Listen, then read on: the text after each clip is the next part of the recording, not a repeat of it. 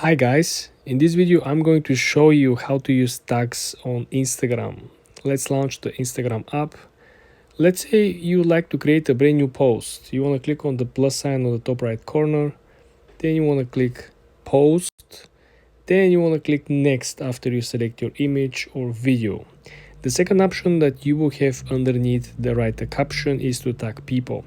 In our example we do have an iPhone, so it will be appropriate to find Apple. As you saw, we found it and we tag Apple.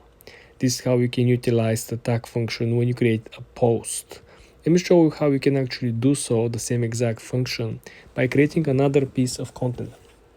For example, if you go back to your profile and again click the plus sign and for example you want to create a story, right? And let's say we have the same exact picture and you want to create a hashtag of the person that you'll be looking for. In our case, again, it's Apple. There you have it. We're mentioning Apple using the tag function. Very, very easy. Last thing I want to show you guys, for example, we go on our feed. Let's say we have this video, right? You can do the same exact thing in the comment section.